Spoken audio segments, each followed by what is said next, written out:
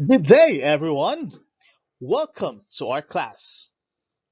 We will be discussing one of the types of test. This is completion type test.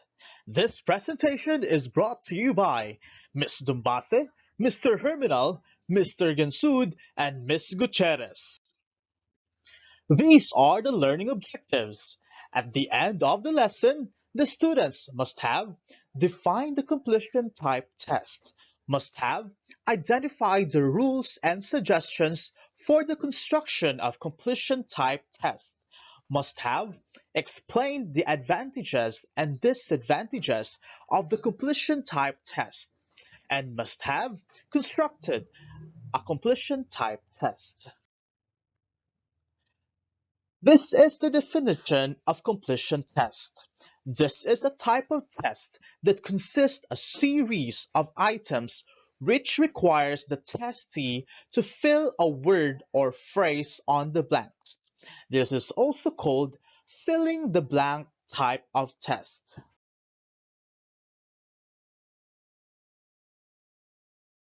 First, give the students a reasonable basis for the responses desired.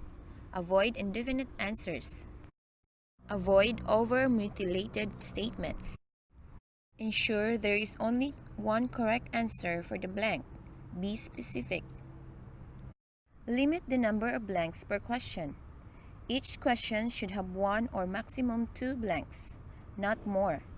The more blanks you put into the question, the less sense the sentences has, and the more difficult it is to answer. Second, avoid giving the students unwarranted clues to the desired response. Like this example, whenever possible, avoid a and an immediately before the blank. Do not indicate the expected answer by varying the length of blanks. Make the length of blanks uniform so the students will not assume that the target terms are based on the length of blanks. Avoid lifting statements directly from the book. Omit only keywords or phrases rather than trivial details. A test item is correct if it is not verbatim. Guard against the possibility that one item or part of the test may suggest the correct response to another item. Avoid giving grammatical clues to the answer expected, just like this example. Alright, third to the rules and suggestions for the construction of a completion type test is to arrange the test so as to facilitate scoring. We have to allow 1 point for each blank correctly filled. Avoid fractional credits or unequal weighing of items in a test. Next is we have to select the items to which only one correct response is possible. For example, we may arrange the items as far as possible so that student responses are in a column at the right of the sentences. Item number 1. A device used for magnifying objects that cannot be seen by the naked eye is called blank. Item number 2. Blank is a type of microscope that contains two or more lens system.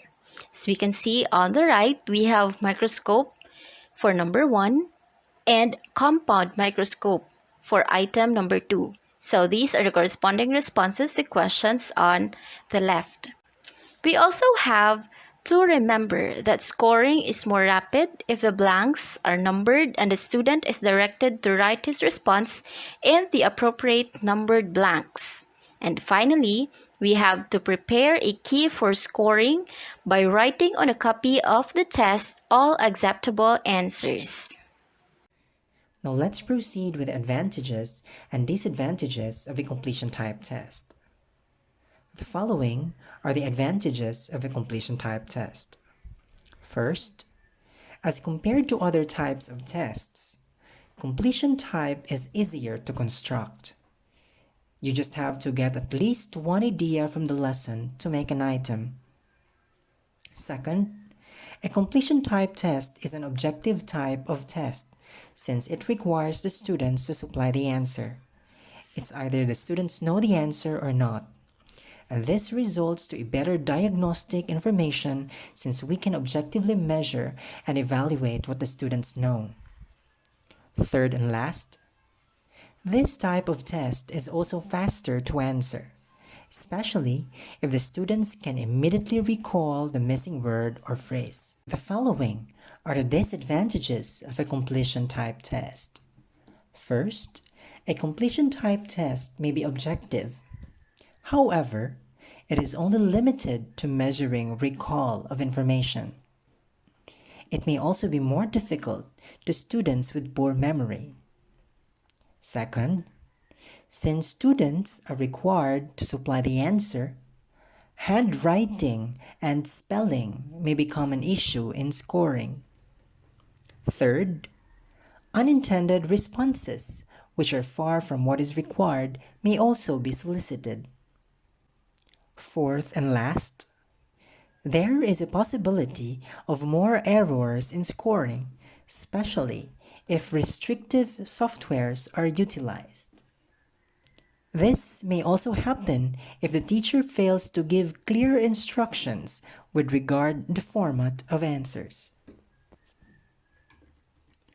Those are the most common advantages and disadvantages of a completion type test.